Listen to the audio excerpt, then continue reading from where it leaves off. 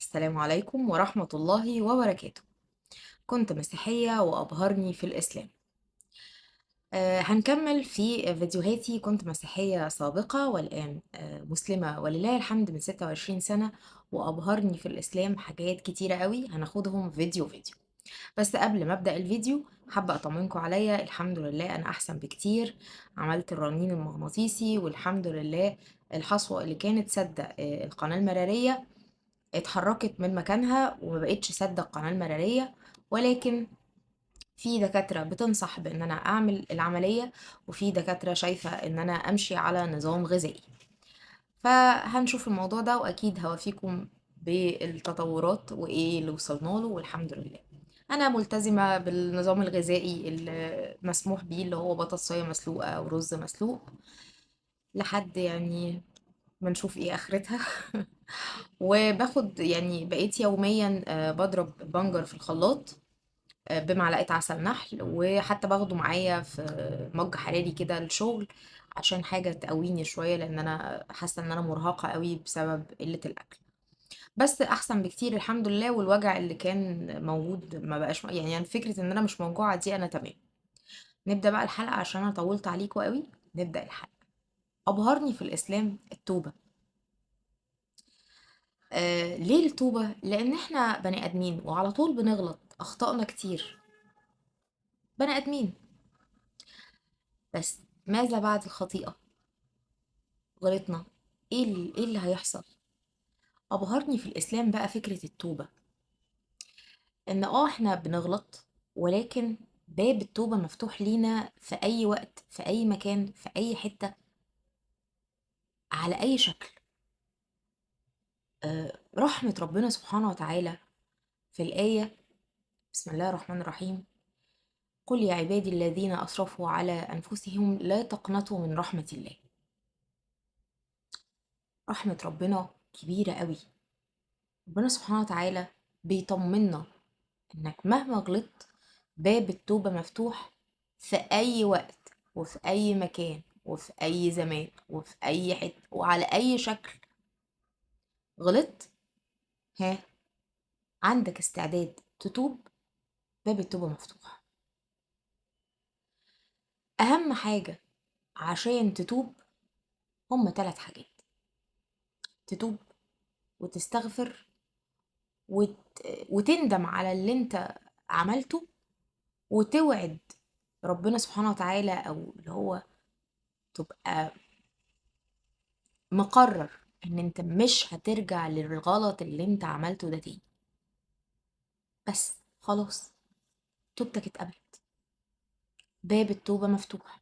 مادام تبت واستغفرت وندمت وقررت ان انت مش هترجع تاني، خلاص الذنب اتمسح. سبحانك يا رب، دي من اعظم الحاجات اللي تبهرك في الاسلام.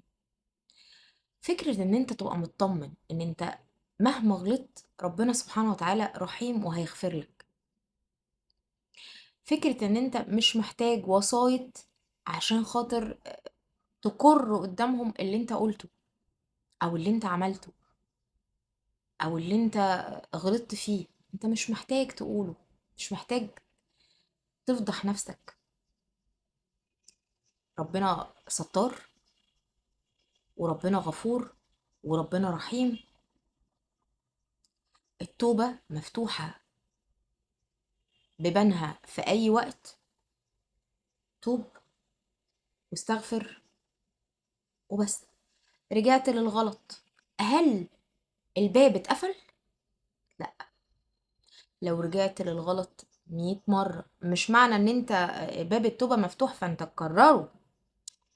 انت توعد ربنا سبحانه وتعالى وتقرر مع نفسك: يا رب انا مش هرجع للغلط ده تاني.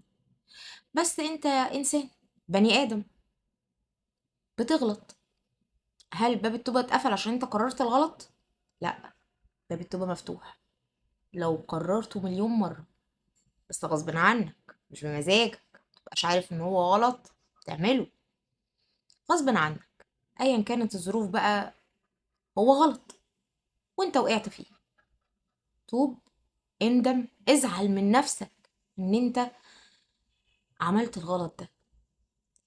بعد ده كله انت باب التوبة مفتوح وربنا تاب عليك. تخيل بقى ان ربنا بيبقى فرحان بيك ان انت تبت. ربنا سبحانه وتعالى بيفرح بعباده اللي بيتوبوا، بيفرح بيهم قوي. تخيل انت بتفرح ربنا بتوبتك.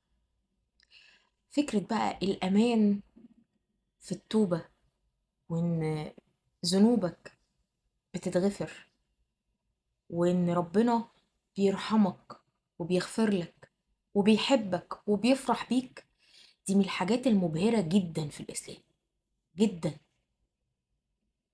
أهم حاجة حطهم كده قدامك، توب، قرر إن ده غلط مش هرجع له تاني، استغفر، اندم، وقول أنا مش هعمل الغلط ده تاني. خدها كده مع نفسك تحدي، أنا مش هعمل ده تاني. غلطت تاني مش مشكلة، بس ارجع تاني توب واستغفر، وقرر برضو من جواك لحد ما تبطل أي حاجة غلط أنت بتعملها. لحد هنا وخلص الفيديو، بس دي مش نهاية الفيديو، دي بداية الرحلة. استنوني في رحلة جديدة من سلسلة فيديوهات كنت مسيحية وأبهرني في الإسلام. هتبقى سلسلة إن شاء الله طويلة جدا. وما تنسوش تدعولي ربنا يديني الصحة والعافية كده من عنده. وبجد أنا بشكركم كلكم واحد واحد، أنا مش قادرة أقول أساميكم بس أنا عارفاكوا اسم اسم. من الناس اللي سألت عليا واللي دعمتني واللي كانت خايفة عليا واللي اتواصلوا معايا على الواتساب واللي اتواصلوا معايا على الماسنجر بتاع صفحة الفيسبوك. حقيقي انا مش عارفة اشكركم ازاي على وقفتكم جنبي. يمكن انا وقفت على رجليا بفضل الله وفضل دعواتكم. الحمد لله انا مش موجوعة، بخس، ده حلو جدا زي الفل، مش مهم نخس شوية ونبقى حلوين كده بصحة. وشكرا ليكم مرة تانية. ما تنسوش لو عجبكم سلسلة الفيديوهات دي هنعمل لايك، كومنت حلو زيكم، وهنشترك في القناة للناس اللي مش مشتركة. وعايزة اقول لكم ان القناة التانية هتلاقوا اللينك بتاعها في التعليقات. في قناة تانية اسمها عائلة سالمة، يبقى سالمة احمد وعائلة سالمة.